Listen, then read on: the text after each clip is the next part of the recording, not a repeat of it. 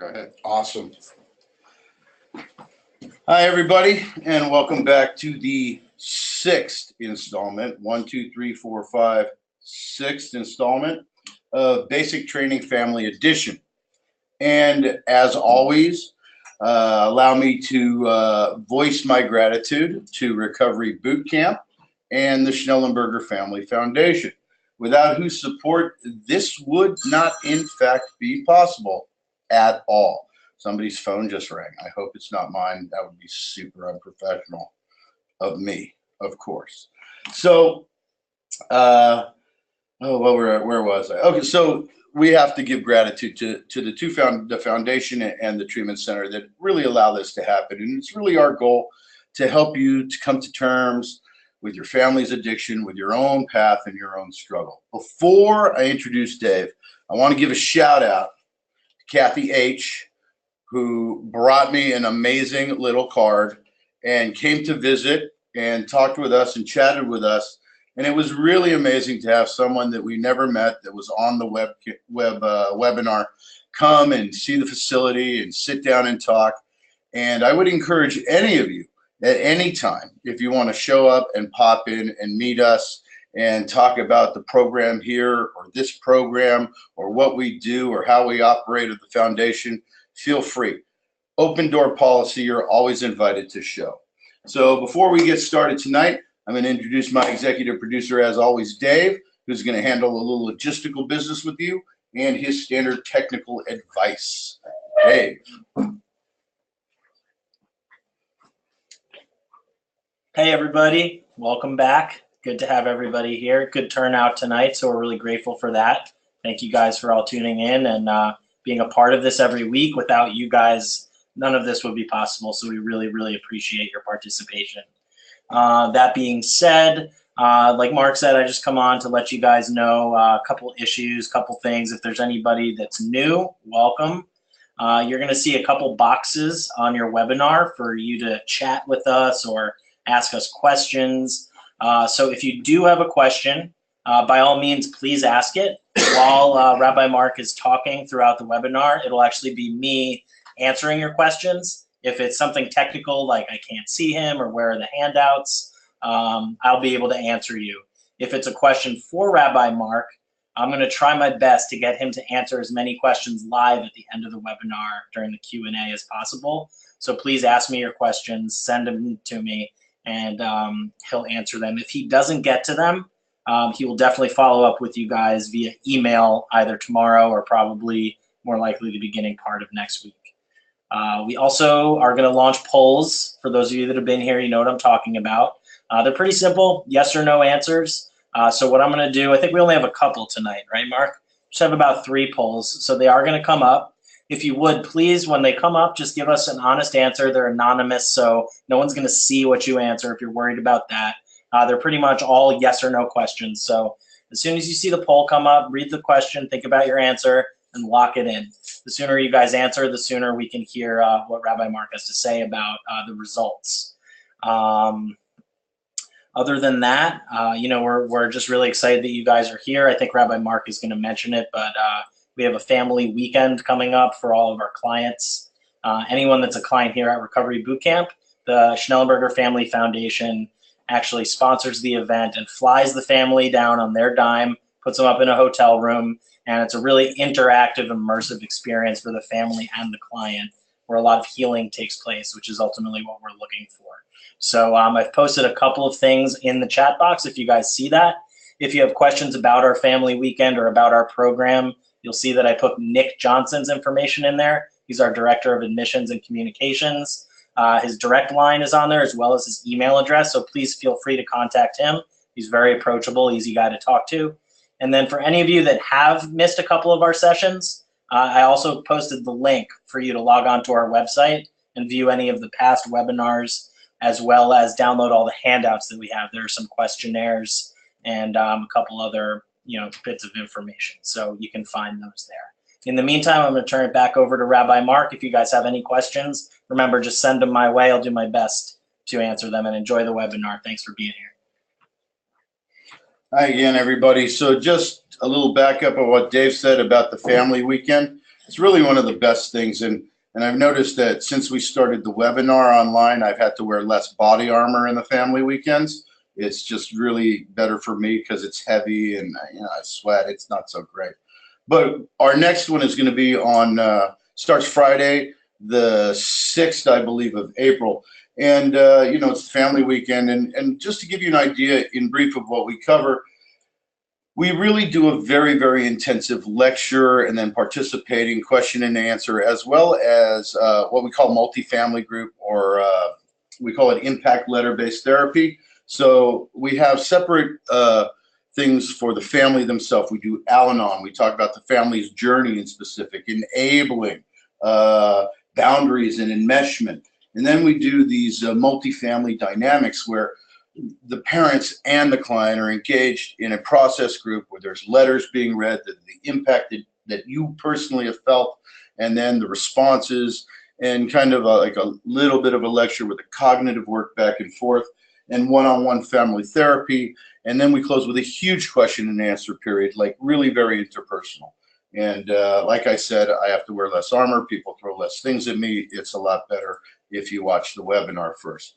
So today, we're going to start on slide 51. And last week, if you remember, I left you with that really kind of aggressive poll question on whether you thought that you had personally abandoned or rejected someone in your life. And it was an overwhelming response. And many of you felt that that was true. And it was kind of a loaded question. I threw it out there like a hand grenade a little bit because I wanted you guys to understand completely that it is not, right? And those feelings that you have, it's very strange how it happens. In interpersonal relationships, we have transference and countertransference between family members on any intimate level, which means that if the addict feels that, he projects it on you. You can then in turn absorb or internalize those feelings, feel your own shame behind it, and reproject it, and it becomes a vicious cycle. You have to remember that you are not at fault, and you cannot cure this, and you didn't cause it, and you can't control it. The 3 C's of Al-Anon, which we will get into in depth. So let me see if my clicker thing is on click mode. Boom, the spiritual malady. So we're going to start again on 51. And we're going to close off with the spiritual malady and close off the recovery model, because hopefully in the middle of the session today, we'll transition into part 2, the real official second stage of this instructional process. And what we're going to do is go through the next slides and close out the spiritual malady. And there's only a few questions, because in the second half, we're going to run through the introduction for the next 3 or 4 weeks of slides. We're going to do a quick overview so you can really see how we're going. And I'll talk about it a little bit at length when we get through. So to get back to the spiritual malady, remember that we defined spirituality last time. And we asked if it was, one of the poll questions is it connection to a power greater than yourself? And in fact, the definition that we get from the Oxford English Dictionary is simple. It says having to do with deep feelings and beliefs about a person's sense of peace, their purpose, their connection to others, and their beliefs about the meaning of life. In other words, what it is its connection to self. It's a true, authentic look at self without delusion or denials. It's a true assessment, a true inventory of yourself, how you feel, your comfort area, your fulfillment level, your happiness, how you feel connected to others, what is my sense of purpose, and how do I fulfill that purpose, both in the short and long run, with my connection in interpersonal relationships with other people. So what it really is about, it's connection to self. It's connection to self in what is perceived as normative reality. Now, granted, when we talk about reality, we can talk about an entirely huge, God, that's a lecture for another 12 weeks. But it's interesting, if you ever noticed, when you can remember back when you went to college, the very first psychology class that you take, you don't take normal psychology. You take abnormal psychology, because the breadth of normality or normalcy is very, very broad. And it's hard to study. We'd never be able to. So what you can study is the abnormal, right? The opposite, the antithesis of that reality. And then by context and comparison, you can feel your place in the normal realm. And so it's what we call normative reality, or the opposite of abnormal. Or remember from Young Frankenstein, when Gene Wilder gets the brains like Abby normal. Yeah, if you're not that, you're probably okay. So the connection to the higher power is not the definitive goal of spiritual work, but it is the absolute inevitability of the byproduct of that work. If I connect to myself authentically, pragmatically, realistically, and then I expand that to my family unit and my cultural unit and then my society unit, it's an ever expanding connection that is based on me not being delusional. The eventuality is the connection to that ethereal thing, the outside, the biggest system that there is. So before we go on to the next slide, wait, I've got one more. Wait, oh, okay, so we don't. Before we get on to the next slide, did I hit that wrong? No, I did not. Let's ask this. Is there a general reason why people get drunk and or high?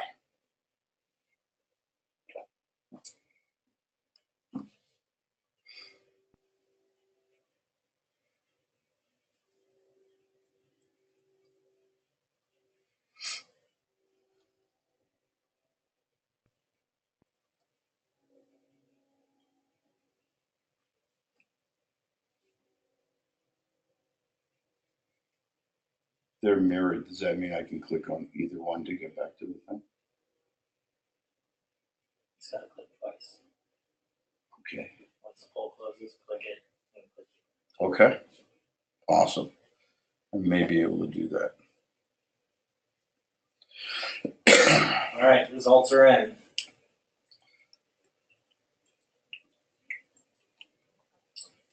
Excellent. 82% of you believe that there is, in general, an actual reason why people get drunk. And that is, in fact, the correct answer. So here's the question. One more time. Clicky. All right. It reflects on this spiritual sickness, this spiritual malady. So again, in the terms of spirituality, the question is, why do I get high? Well, we could say that it's a calculitic equation or there's some great algorithm, but it's much simpler than that. And here's the answer. I like it. It's freaking awesome. All right? It is completely and totally awesome. And that's why we do it so much, because it's such a spiritual escapist plan that it becomes a wonderful thing. It's funny, you hear, like, remember in the 60s and the 70s, they're like, I want to live in an altered state of consciousness. Well, that's an addiction, and it can be to anything. If you want to run off to an ashram for 5 years and then go meditate in a cave and grow yourself spiritually and religiously and not share that or interact with another human being, it is the same type of addiction. It is self-centered, self-driven, and is not shared. The Big Book of Alcoholics Anonymous gives us this quote: men and women drink essentially because they like the effect produced by alcohol. So the first question is, why do I get high? The simple answer is, I like it. So we're going to look at a little bit of a calculated equation. So the very first component in that equation on one side says, I get high because I like to get high. Next, the second equation, or the second part, the second factor in the equation. I prefer to be high rather than not, which is what we call the rule of inverse proportionality, which means this. If I'm at 0 and I go to 10 on the number line, then it's a unit of 10. And if I start at 0 or neutral and I go to -10, I'm at 10. It's also a unit of 10, which means that to the precise extent that I love this thing, I also dislike this thing. Furthermore, that when I am high and at the end of at 10, it makes my dislike for not being high inversely proportional. It's twice as much. So what in essence it means is that I hate not being high as much as I love being high. And when I'm high, I hate it twice as much. So the first factor, I get high because I like getting high. Second factor is I prefer to be high over not being high, which means that I have a problem with not being high. Because if I dislike something that vehemently, it stands to reason that I either have a conceptual, intellectual, or emotional difficulty or problem with that. So remember, I get high because I like it. I prefer to be high. I dislike not being high because I have a problem with it. And not being high is reality or normative reality. There's an acronym for the word sober. Son of a bitch, everything's real, because that's what it is. So problems of reality are inherently spiritual in nature. We just got done defining, again, the word spirituality as about my reality, my perception and comfort in it. So I get high because I like to get high. I prefer to be high. I have a problem with not being high, which is reality. And that problem is by definition spiritual, because spirituality is about my ability to process and feel comfortable in reality, which means that getting high is my spiritual solution to my existential problem. So on one end of the equation, I get high because I like to get high. And on the other end of the equation, I have a spiritual or existential pain or angst. That means that absolutely unequivocally getting high is now and always has been my spiritual solution to that particular problem. Does it work? Well, it does. It has a great amount of efficacy. And we know this because if it didn't work for me in the moment, I wouldn't do it. It has a high degree of effectiveness for my existential pain, that discomfort of just feeling uncomfortable in my skin. That's something I just can't put my finger on. And when I get high, that dissipates to the extent of either it fixes it or it puts me in a position where I just don't give a damn about it. And that's why it's such a detrimental problem. It goes back. It's the more conscious understanding of that mesolimbic system, the stress and reward, the stress and reward. Now it becomes conceptual for me, part of my intellect, right? Part of my spiritual reality, that this thing is absolutely effective. But because it puts me in a state of diminished capacity, what I don't recognize is the counterfeit nature of that particular thing. Counterfeit money looks really, really great, and I may be able to pass it at certain places. But go to 7-Eleven and try to buy a Slurpee and a nuclear burrito. That guy's going to whip out the pen and you're going to the jail, because that's the way it is. So in essence, the counterfeit nature of this particular solution occurs for one reason. And that reason is the problems that it creates are worse than the existential pains and dramas that I had initially. For example, let's say I start drinking because I'm a little insecure and I don't think people find me attractive, and I want to use it as social lubricant. It becomes very effective, and I use it over and over and over again, to the point where that's the only way I can talk to people or interact. And so in essence, I want to be loved. I want to be cool. A problem which, by the way, is spiritual in nature and really only exists in my brain. However, once I'm at that party and feel cool and mingle and have a good time, I go to my car and I'm like, yeah, it'll be okay. It's 4 blocks. I'll be fine. I'm not going to get to you. I'm just going to roll down the window and turn on the AC in 10-degree weather. Keep me awake. I'll be perfectly fine driving home. Well, the problem of not feeling good enough or inferior or not socially having social acumen is a problem that exists in our head, which has, truthfully, it's real enough. The same way we talked about trauma, real or perceived, doesn't matter. It's real enough. However, it's not corporeal. It's not tangible. It's not real. So it exists in my head with literally a net value of 0.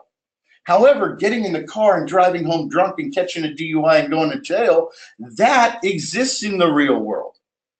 So what makes this inherently counterfeit is that the problems that it creates in the corporeal world are far worse than the ones I had in my head in the first place? Okay. So let's get back to this idea of spiritual maladies. And this is where we kind of get disturbed a little bit. But I'm going to tell you about this to give you some insight, because it's not just the problem of the alcoholic. We tend to see this kind of concept, which is a little upside down, is actually the problem of humanity itself. And really, it's again a problem of spiritual sickness, and it's the problem of intensity and spiritual expectations. Okay? So let me give you a quote from this woman, Marty Mann. Marty Mann was the first woman in Alcoholics Anonymous in the early days who remained sober her entire life. She eventually, just historically, violated her own anonymity at the urging of the founders Bill Wilson and Bob Smith, and became the first head of the National Council on Alcoholism in the United States, where she remained into her 80s and the 70s. This was a really amazing woman who was able to really fight to break the stigma that we talked about earlier. And this is out of her story in the Big Book of Alcoholics Anonymous. And I found it's a profound statement. It says, headstrong and willful, I rushed from pleasure to pleasure and found the returns diminishing to the vanishing point, right? So basically what she's saying is that she pursued that visceral pleasure, that sense of escape over and over and over, and the returns started to diminish. Part of it's physical tolerance, part of it's emotional reality, part of it is just, I don't know, a sense of not newness anymore. So let me ask you guys a poll question in regards to this, right? Do I think that intense events affect me greatly? I know it's kind of a vague question, but let me give you an example while you're answering. You know, intense, like watching your team win the Super Bowl, or having an ecstatic religious experience in church, or, you know, bearing witness to the birth of your first child. These are intense events, right? So the question is does that intensity actually affect the impact in a positive direction? In your opinion, of course.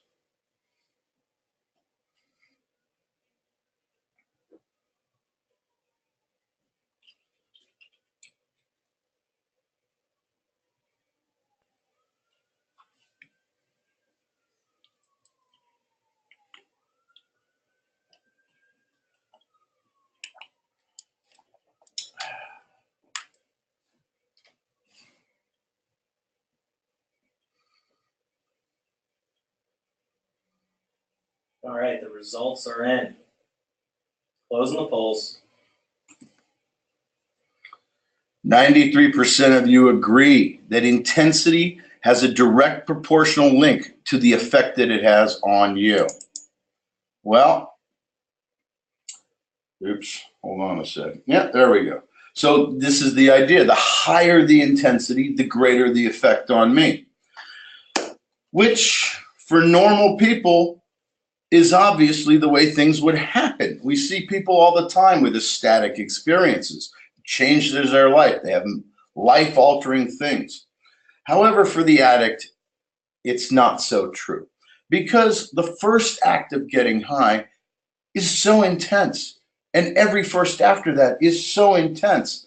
That's the perception of chasing the dragon, right? Like, that's the thing, you know, that I wanted that same feeling over and over and over again, because the first time it was amazing. It was intensely transformative for me. So I go about this idea of I have to continue to do higher intensity, because only that will escalate the impact on me personally. But the truth is, if any of you have children that are heroin addicts, let's say, if at the end of or in the midst of their deep addiction, if they wake up in the morning and they do a half a gram of heroin just to get well so they're not sick, they're not actually getting high. They're just getting well. They're counteracting their immediate detox symptomology, the facilitated detox. However, if they tried that much heroin the very first time, they would be dead guaranteed. right? Because we have a physical tolerance curve and a tolerance curve to the lethal dose that travel together until they intersect, and that's the area of death, right? And so what happens is we want that intensity under the premise that increasing intensity will increase the impact in our lives. That is the active mentality, because we bring that from the time when we were in fact normal, right? The truth is it's a little different.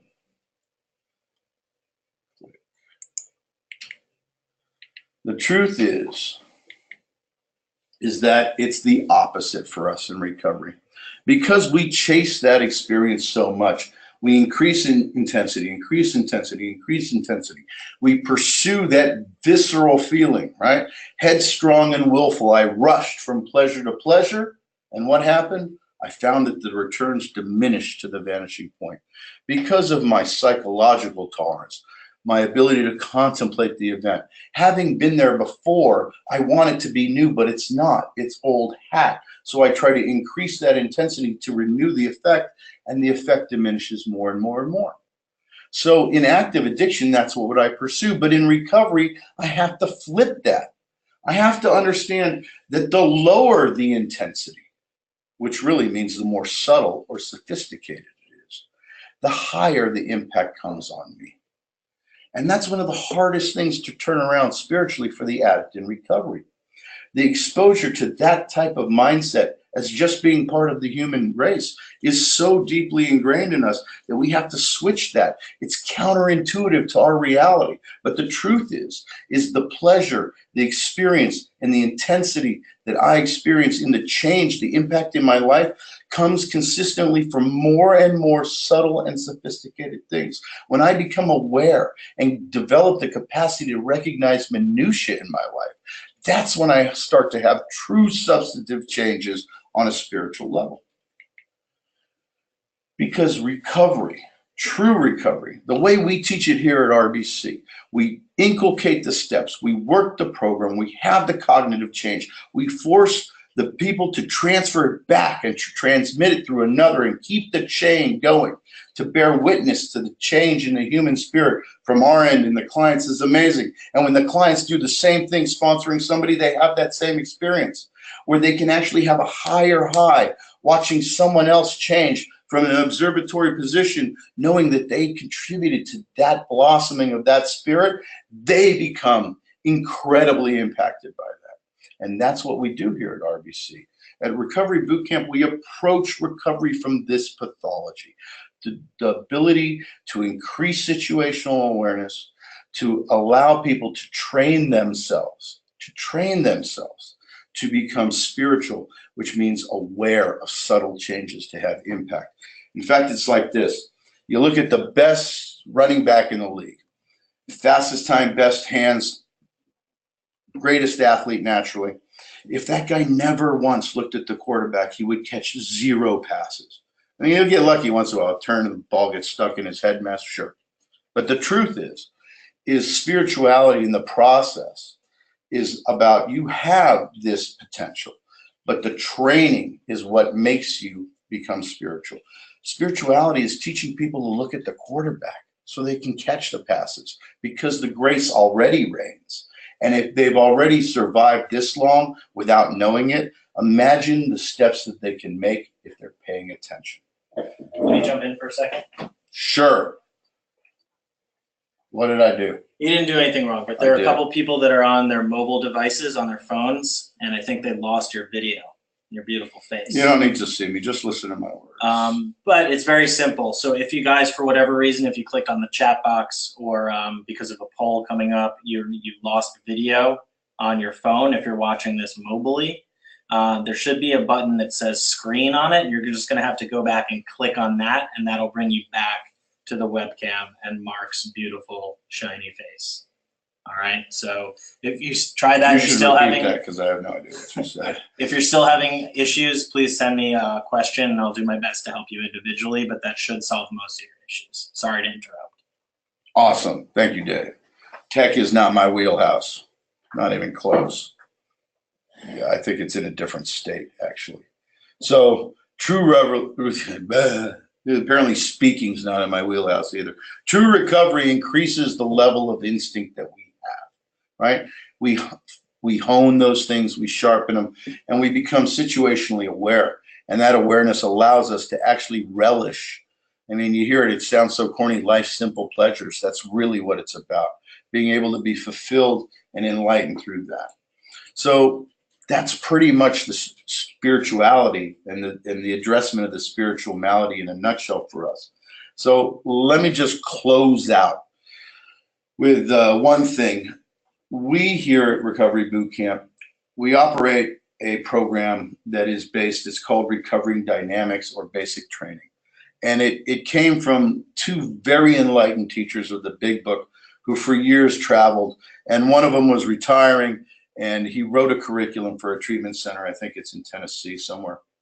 And we've adopted that. We've really invested in it. And then we've added the extra spiritual level, right? The psycho-spiritual addressment of those things. So we run that basic training, which is the pragmatic, practical approach, the therapeutic approach to that occurs in the 12 steps. And then with that, we bookend it with understanding the spiritual change that can occur within each step.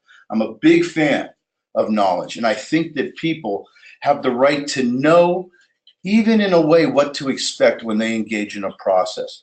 Not only does it give them a sense of hope, but it also gives them a yardstick, a gauge to really understand what they're doing.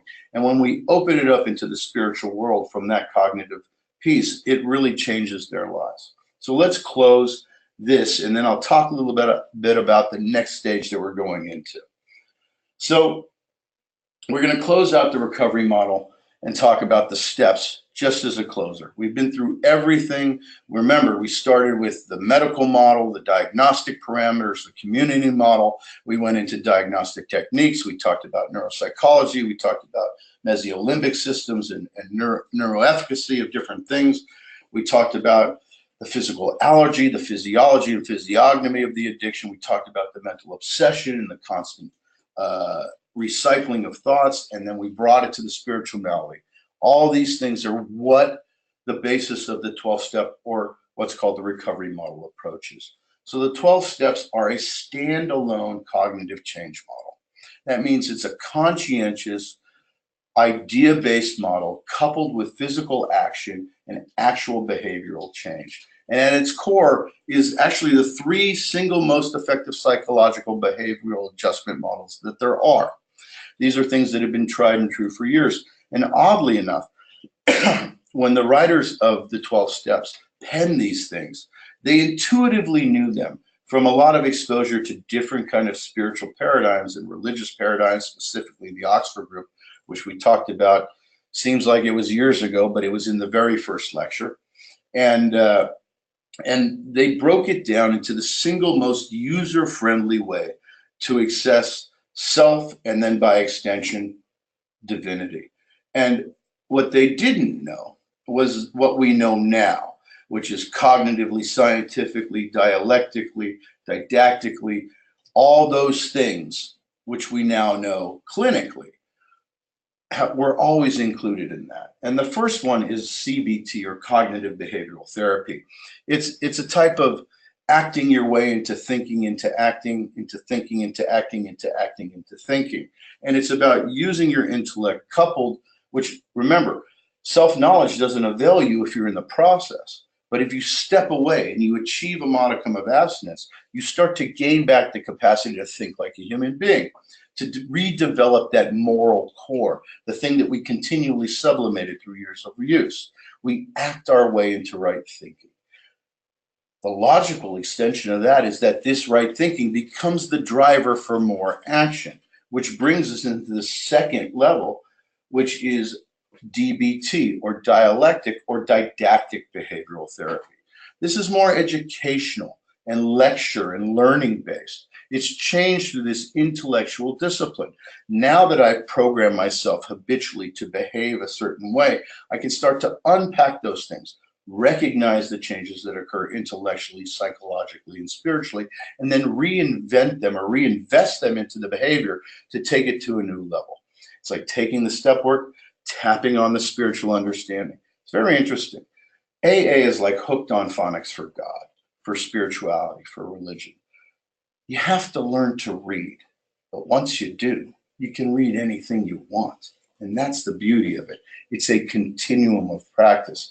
And finally, it's coupled with NLP, which is neuro-linguistic programming. In neuro-linguistic programming, we talked about it, is the ability to create these long polypeptide chains of amino acids that help create new neural pathways. It's called neuroplasticity or synaptic plasticity.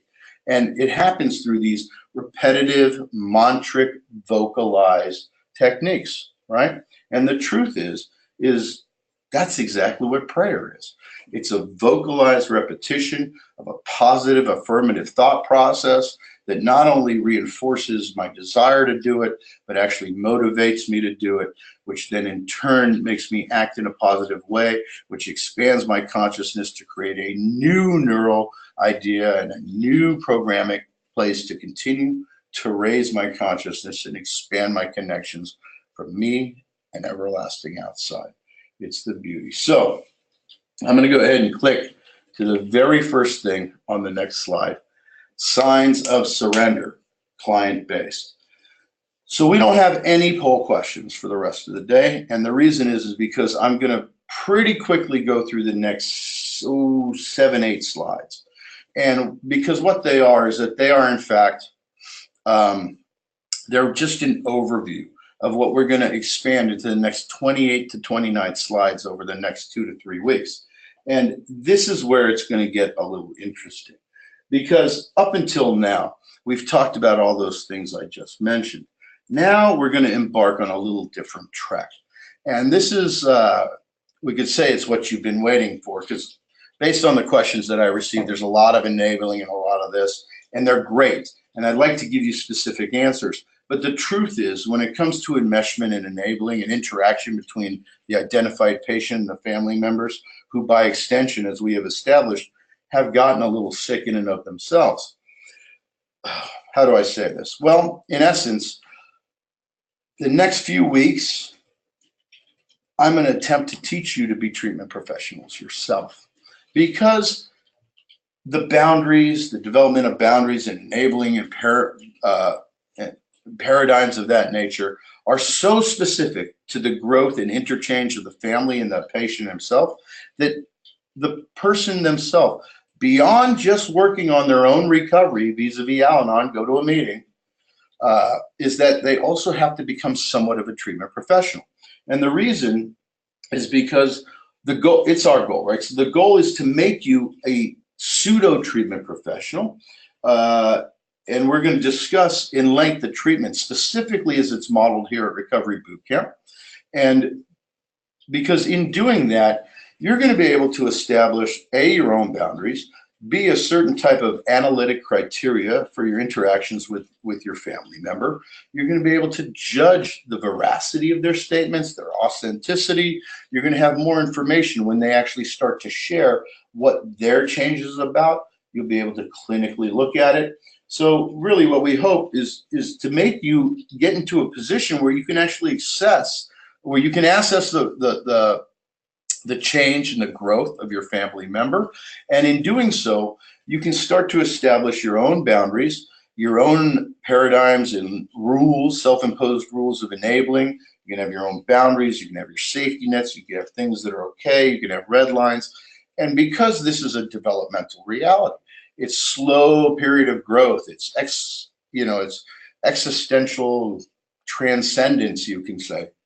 You cannot apply the same boundary to someone with a week sober as you don't want to apply that to somebody as a year. As they grow and they start to heal and the interaction changes and the family unit starts to heal, your boundaries and red lines have to also develop and move, right? And the truth is it's really about trust at the most basic level, because the thing that violates interpersonal relationships more than anything is the feeling of having trust taken away from you. Both taken advantage of and taken away from you. So really, that's what we're going to do. And we're going to focus on initially 2 specific topics: the signs of surrender for the client, it's client-based, and we're going to talk about the phases of recovery. and the phases of which we address them. And this is going to be a complete overview of really the process here at Recovery Boot Camp without the specificity of like what we do, what step we're working on, things of that. But generally, kind of the same kind of scale that we use to grade the progress of the clients here at Recovery Boot Camp. So let's jump into it, I guess, okay? Talked about that. So let's start on slide 58, where we're at. So, and I'm going to go through these fairly quick because these are just the introductory slides, and they're going to cover the entire process of the next 2 or 3 weeks. So the first thing we're going to talk about, oops, I went the wrong way. First thing we're going to talk about is introduction to treatment. So when we talk about this, we have to talk about commitment, all right? The commitment of the individual to treatment. And we're going to talk at length about the different levels and types of commitment, but suffice it to say, at this moment, we can focus on 2, right? But we're going to focus on the most basic one first, and that one is externally driven commitment. And it's driven from circumstances, right? People in general don't choose to be sober. They choose not to have the catastrophic life they live in now, because it's really impossible to make an informed decision about something if the second thing is not even on the horizon. How can you choose sobriety if it is a completely foreign idea to you, if there's no way for you to understand what that even means, right? So it actually becomes a Hobson's choice, a choice where you think you have a choice, but you don't, when in reality, the circumstances are heavily influencing you and driving you to make this choice. And the choice is not to go to there. It's just not to be here, right? It's the choice to not have your current life situation. We're going to then talk at length about coercion and how we can coerce people into treatment. If we accept the fact that nobody chooses to be sober, but they choose not to have the life, that even of their own volition, they are coerced into treatment because that treatment is forced by the dictates of their current circumstance.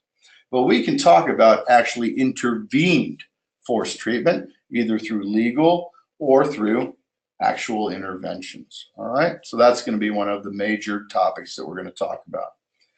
We're then going to move into, again, in the introduction to treatment, the idea of manipulation.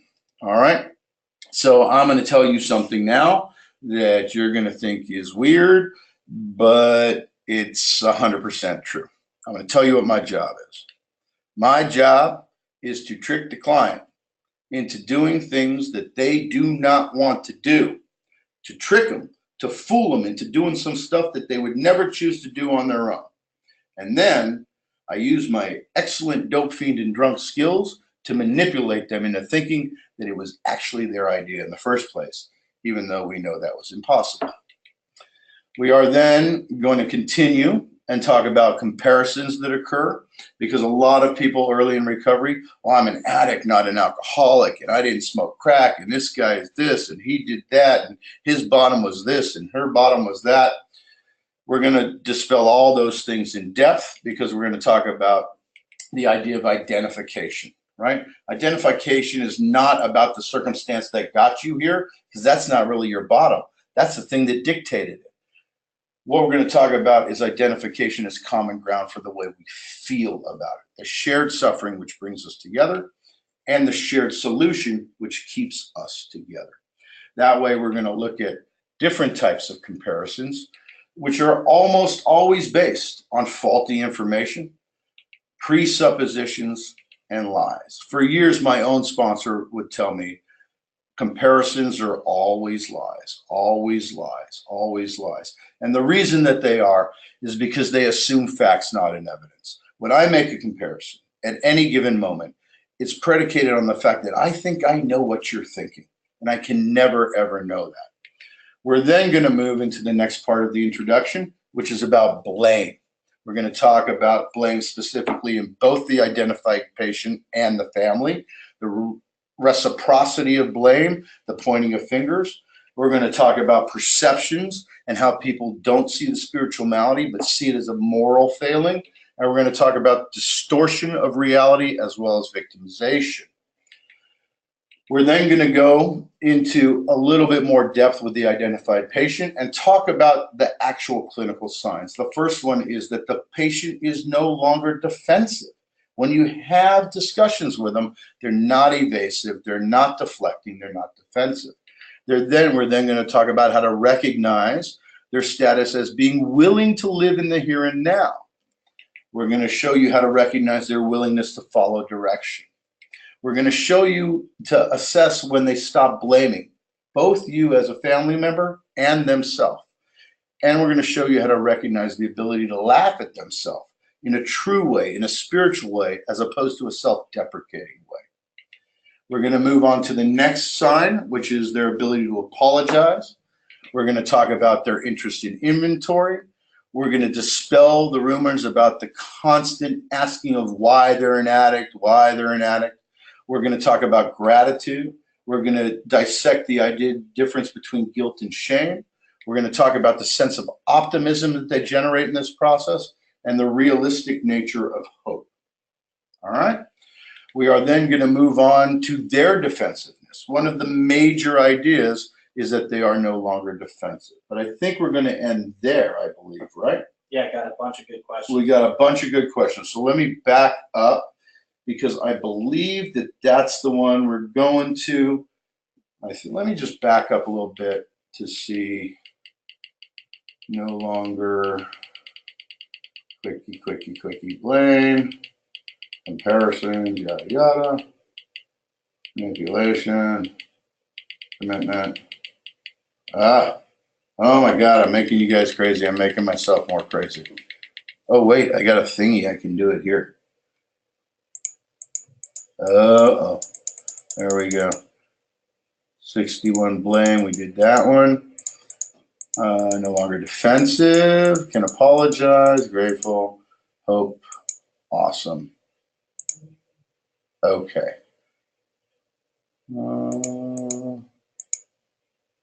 Yeah. Well, we got time. We're at time, right? So yeah, we got questions. Okay, we got questions. So let's stop, because we'll start next week on expanding this idea of defensiveness. We'll talk about the two specific types of denials that we see clinically and how you can recognize them and separate them. All right, question time. Okay, so the first question, pretty basic. And again, we have a bunch. So do the Rabbi Mark version of short and sweet. That's not being thorough and in depth. Yeah, that's going to happen around about quarter to never. Okay. Okay. First question. Does recovery work better if the addict and the family move to a different city, far away from their current city that they live in now? Okay. Wow. Well, first of all, generally speaking, geographic moves as a solution doesn't work if it's just the move. However, almost always, if you remember from the initial model, the diagnostic model of the medical model, we talk about the environment and the agent of harm. So really, one of the initial proponents or the initial implements, the tools that treatment uses, is that it removes that person, the identified patient, from their environment and from the agent of harm. I will say this.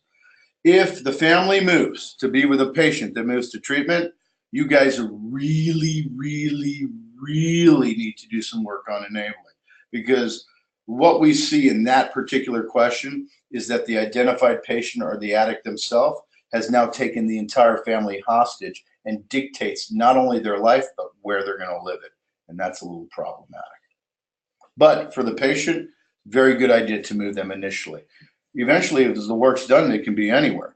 But there's something to be said about removing the physicality from their ability to grasp it.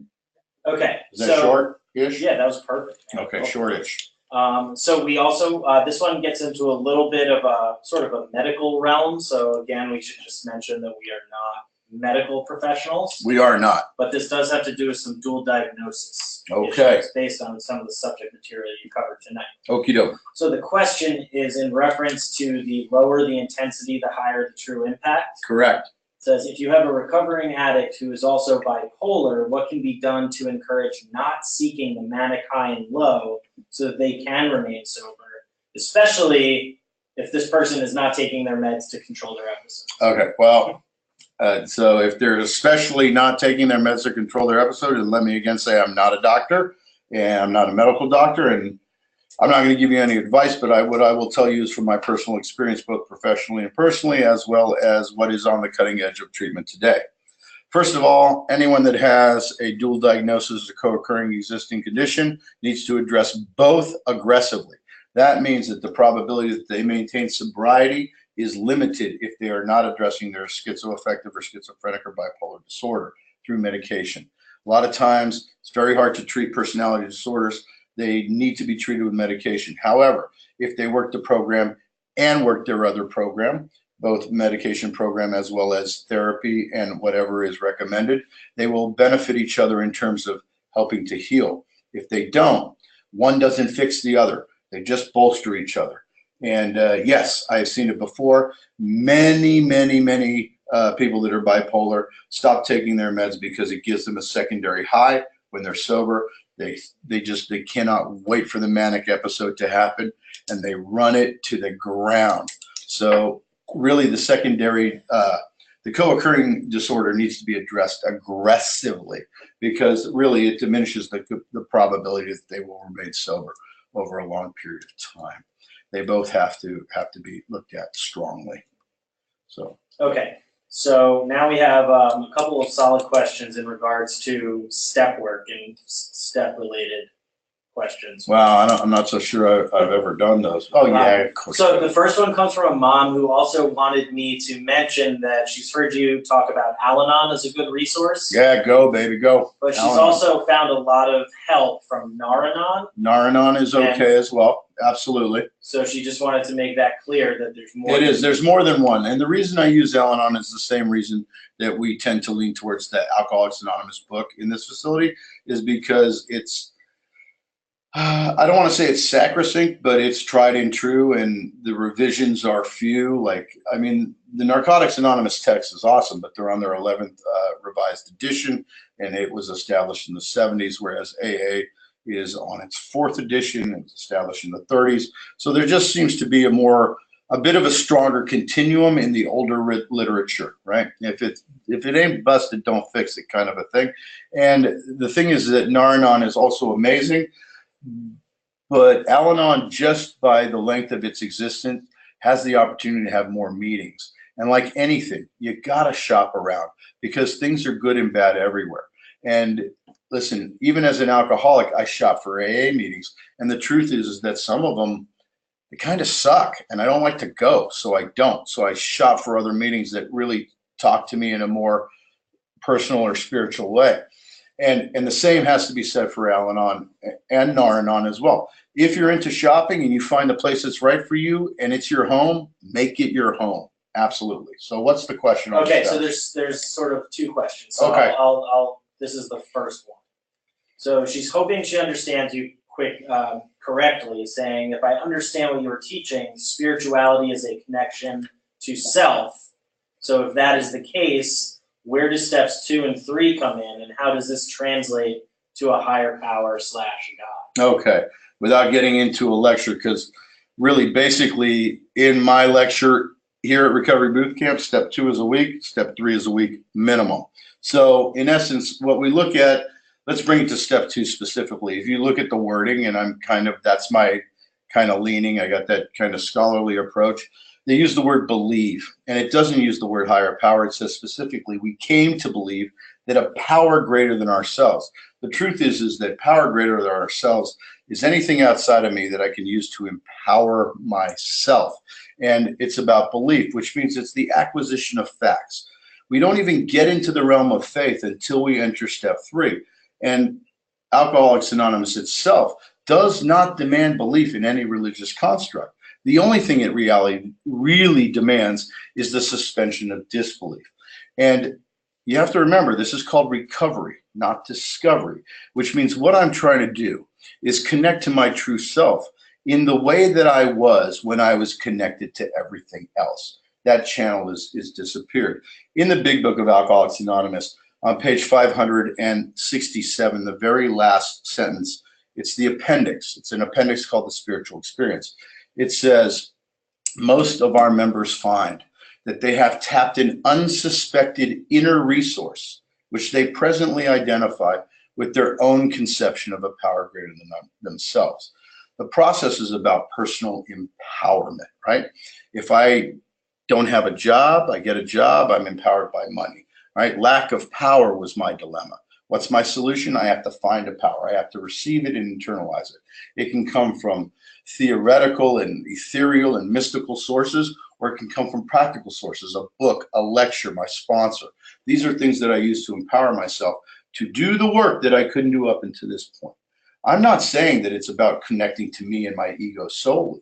It's about connecting to the part of me that is defined in nature, right? That in Judaism, we call it the small, still voice, right? It's that voice that we haven't heard for a long time because we forced it down. So really, in order to connect to those outside things, you have to connect to self, which means that you can't be self-lying and self-delusional.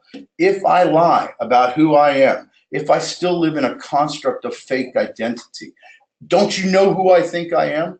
That person, the who I think I am, may be able to connect to some religious construct, but the truth is my true identity does not connect to that. And the only way is to do it. One of the most famous, listen, we look in the New Testament and we look at the teachings of Jesus. What is the most famous idea? Love thy neighbor as thyself. It's predicated on the premise that you have to love yourself first.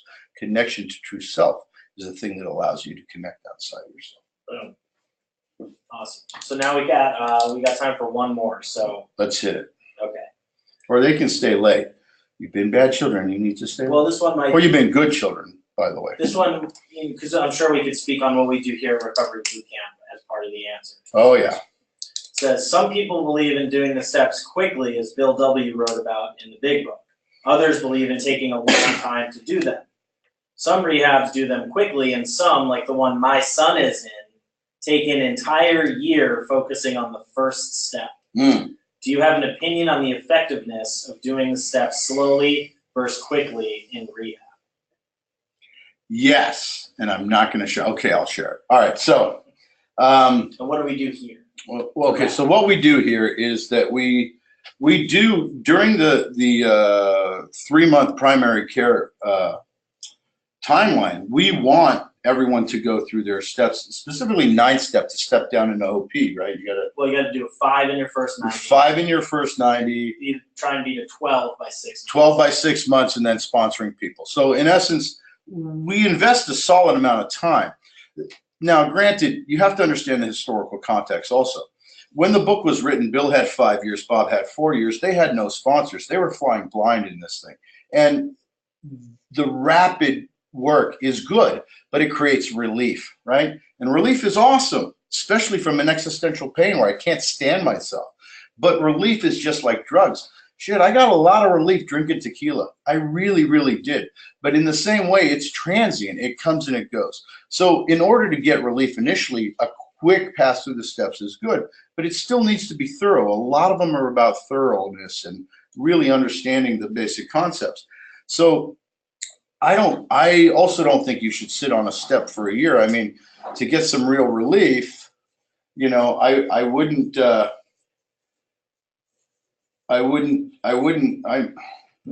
wait 4 years. I would not wait 4 years to do a 4-step. Like I'd get high or kill myself. Like it's a little too intense. And granted, there are subtleties and intricacies, but you have to do a thorough work. But why would you suffer? Why would you submit yourself to the suffering that you, without getting the freedom? Okay, so this is the thing. People can get abstinent and sober through quick passes, through the fellowship-based recovery only of just going to meetings and being of service, and that's great. But what they get is they get relief, and relief is great. But a good, in-depth, thorough working of the steps gives you freedom. And the difference is that when I get freedom from any existential or spiritual pain I have, that means I never, ever, ever need relief from it again. So in a short period, you don't have to wait 5 years to get through your steps. You don't even have to wait a year. You can do your steps thoroughly and intensely in 6 months. And not only that, but a biggest part of the entire process is transmitting that. It shows us how to integrate and live in the traditions, which are about interpersonal relationships, and become responsible for our brothers and other people. That takes the new concept of recovery to a higher level. That's where people maintain a high level of sobriety. And what we do here is we do exactly that.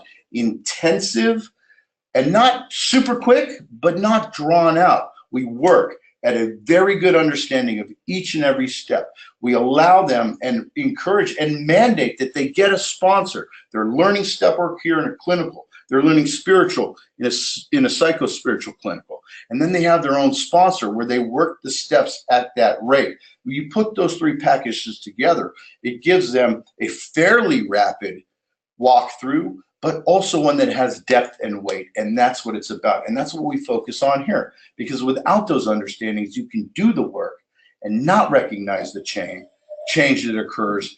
And you can really get messed up behind it. Like, you can be like, oh, I've done all this and nothing's happened and it doesn't work. And yeah, it's about intensity, commitment, investment, all of these things. And really, it depends on the person themselves. Too long's no good. Too short's no good. There's a sweet spot, and those sweet spots are based on the spiritual and intellectual and emotional and commitment-based realities of the person themselves doing the work, right? Yeah, definitely. Yeah, and really, that's what we do. I mean, that's really our thing at Recovery Boot Camp, and we love that. Like, we understand the necessity and nature of that intensity and how we bring it.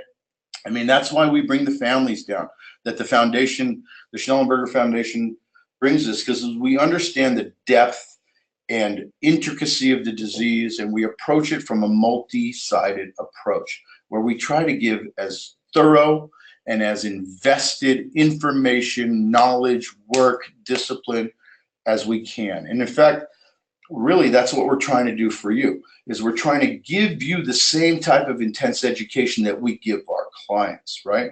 And if you find that you're having this change and having enlightenment, and you have someone that needs help, call us, because the intensity that we put on you, we put on the patients that we love, because we do love them, because we hate this disease, but we love alcoholics and addicts. That's what it is. I don't know what else to say.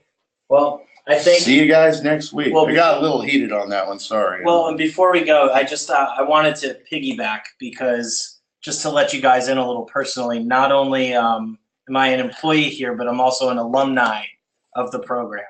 Okay, so I'm an alcoholic and an addict in recovery.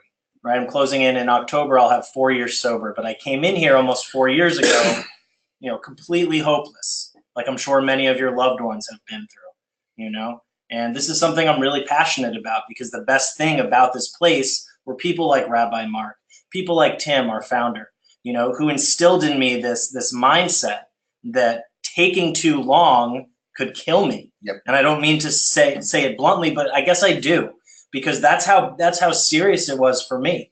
So they instilled in me, you got to get a sponsor, you got to start working the steps, you got to keep building momentum. Like he was saying. So in answer to the question, my life depended on being thorough and honest and learning about this, right? Because I come into a place like this and they take away my alcohol and I'm left with my alcoholism. And that's me. And I had to get to the truth about myself and why it is that I go back out and pick up that drink. And the steps are designed for me to find that, to produce that psychic change, that profound reaction in the way I reacted to life. And it gave me freedom. Right? And they made me move at a pretty good clip, and I owe my life to this place, and then when I was finished, they said, now you got to go find someone else to help. They didn't tell me to wait until I had a year sober. They said, your life depends on doing that now. And I found a purpose in doing that, and it's made my life incredibly fulfilling. So I just wanted to speak to you guys out there listening as an alumni of this place, that the act of, with the therapeutic angle and the clinical side and working with the therapist, but a sponsor and doing this work, this self-discovery, right? To have that spiritual experience, to put me in a place where now I can be around alcohol and have no temptation to pick it up, is a miracle, right? And I had nothing to do with that. It all had to do with this connection to this higher power that I was only able to find through working these steps, and I owe my life to Recovery Boot Camp. And it's why I love working here. It's why I'm so happy and psyched up that we have this family weekend coming down, you know, because my mom is watching tonight. You know, I got my mom back.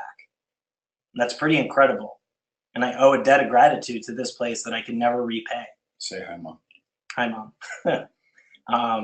So I just felt like I wanted to jump in and piggyback off what Rabbi Mark was saying, because it's something we're incredibly passionate about here. And unfortunately, I think it's something that not enough places are passionate about. You know, and I've been to a lot of places. This is where I found that my solution. So if I can find it, anyone out there who's struggling can as well. You know what I mean? It's out there for the taking. You just got to make that phone call, you know, somewhere that does this. So I just felt like I had to share that. Awesome. And listen, I'm a junkie and an alcoholic myself, and I've been sober, I don't know, maybe 7 or 8 minutes. And I've been working in this field for 17 years. And listen, I could pretty much work anywhere I wanted. And I chose this place because they got it right. They got it right. The way the structure is, the way it goes. Dave's right. If I spend a year on the first step where I'm like having debates about what font they used in the big book, my sober brain is going to tell me it's okay to drink because this is asinine, right? And that's the truth.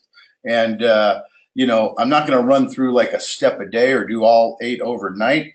But again, they didn't know. There's a reason that Bill wrote the 12 and 12 when you know, in the 50s, because his understanding and comprehension of the theory and implication of these steps expanded as he worked them. As more people came into the fellowship, as more information was transmitted, as new ideas came and new perspectives. That's why these things that you read in the 12 and 12 are amazing. It's the evolution of his own construct. It's so beautiful to read, and it's so profound. And it's not just that. He wrote a book called Language of the Heart that talks in depth about all these deep emotional realities and how we gradually become more sophisticated in our addressment of them. And that's how our life becomes great. Recovery is all, and this is what we teach here at Recovery Boot Camp.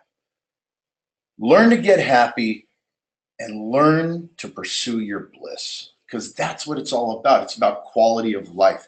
And this place is the one place that I've worked in 17 years that truly understands that and truly knows how to approach that through a tried and true process, right? We open it up in an in-depth, but not so much that it's, you know, an intellectual circle of nonsense. So I hope that clarifies it. Dave's awesome, right? I just got a little fired up, but I'm He's passionate, awesome. guys. I definitely am, you know. So again, I think just to close it up, we're glad that you're all here. We really appreciate you taking the time out of your day to come and do this with us. It really means a lot, and gives us hope that so many of you are here watching. And again, if you are interested in learning any more about what we do here, you know, I'm available, Mark's available, Nick is available. Give us a call, 561-563-8880. Email Mark or myself, and we'll answer any questions you have. Our family weekend that kicks off next month is definitely something that we're really excited about. So if you want to learn more about that, definitely give us a call. And I know there were some questions that we didn't get to answer live tonight.